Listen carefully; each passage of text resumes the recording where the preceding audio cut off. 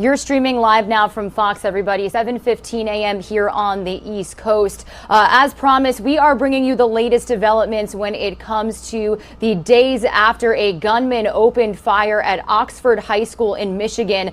This morning, another big round of closures as police agencies across Metro Detroit continue to receive a wave of school threats following that tragedy. Now, officers, prosecutors, and administrators are warning anyone thinking about making a threat against their school that there will be severe consequences. So this is something that our Fox 2 Detroit team is staying on top of this morning, and I do want to welcome into the conversation Fox 2's Robin Murdoch. Robin, good morning to you. Hard to believe that anybody would think that this is okay following Tuesday's tragedy. What can you tell us this morning?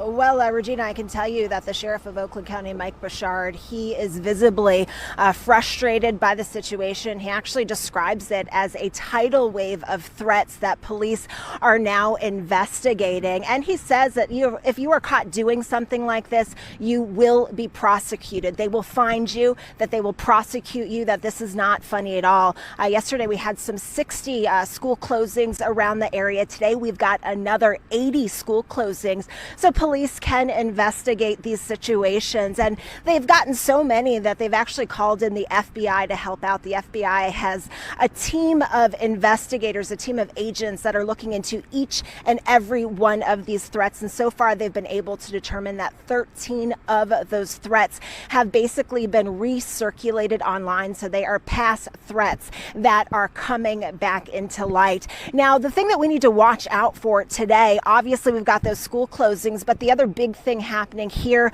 in Metro Detroit today will be that the prosecutor, she's expected to call a press conference at some point today. We don't know if this will happen in the morning. We don't know if this will happen in the afternoon, but she is expected to call a press conference regarding possible charges against the parents of 15-year-old Ethan Crumbley, the alleged shooter that opened fire on Oxford High School earlier this week, killing 4 students and then injuring 7 others.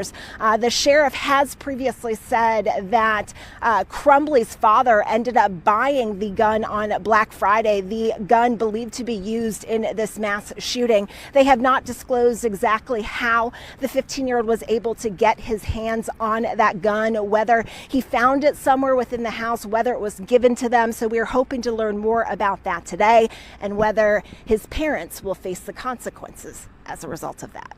Yeah, and Robin, following this exact point, I know yesterday that we heard from the superintendent of the school district where the shooting took place. And what can you say about the fact that he mentioned we did get word of a potential meeting between parents and school administrators about the suspect's behavior? But what did the superintendent have to say when he addressed that situation? I do believe that he said no disciplinary action was warranted at this time.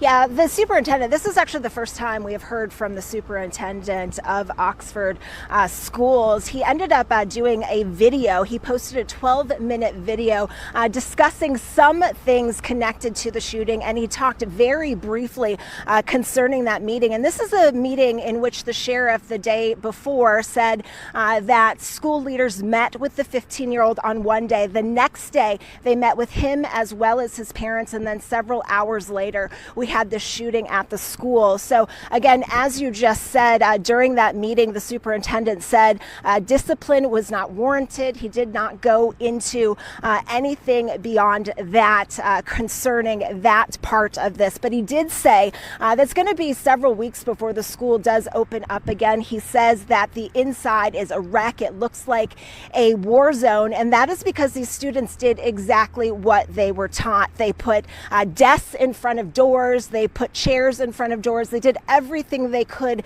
to barricade themselves from this gunman and protect themselves. So it's going to take a lot of cleanup before they're able to get the school back to normal and get the kids back to class. But of course, it's going to be a difficult day when that does happen.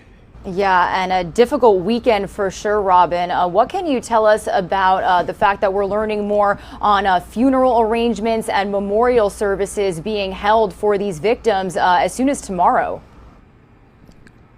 Yeah, so we have got there's going to be a big vigil happening in downtown Oxford tonight. They're going to close down some of the city streets, so they're expecting.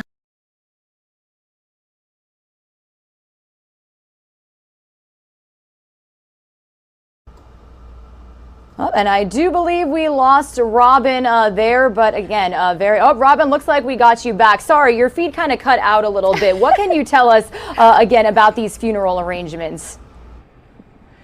So we've got some of the funerals that will be coming up in the next several days. And actually in that video with the superintendent, he did discuss how, he was giving the school as well as the community time to attend these funerals to mourn the loss. And so they really won't be doing anything to kind of get things back to normal until after that. So a lot of sad days for this community coming up, a lot of remembering of the victims and, thinking back on this horrible tragedy and the lives affected by it. Absolutely. Well, Robin, we thank you and your team for all of your coverage and helping our viewers stay up to speed. And we'll definitely be touching base with you guys throughout the day for any update from the prosecutor on potential charges against the suspect's parents. So, as always, thank you for joining us this morning, and you have a good rest of your day. Thank you so much, Regina. Take care.